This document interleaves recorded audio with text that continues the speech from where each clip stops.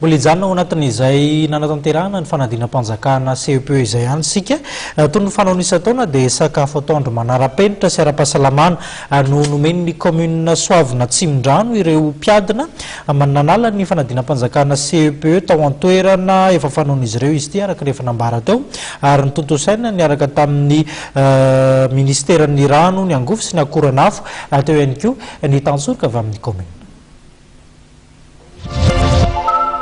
Natonga ny fanomanana aloha izany dia fatantsika fa ny volana jona dia volana natokana ho an'ny ankizy dia faharoa manarakarak'izay nangataka ny ben'ny tanàna mba hanohanana an'ireo ankizy miatrika ny fanadinana CEPE dia namaly ny antso izahay ao nivon'ny ministeran'ny rano ny angofo sy ny akoranafo izay tarihan'Andriamatora Solution Antony Aina mba hanotra sakafo atoandro andreo mpanala fanadinana misa 500 eo zareo fa satria fatantsika fa tsy mipetraka manodidina ilay fa mbola misy ditonitra lavitra ataon'ilay sahirana koa ndray aman-dreny raha ohatra ka mbola no hivezivezy amin'ilay fotoana fisakafoanana dia izay ny natonga anay zany namaly ny antso.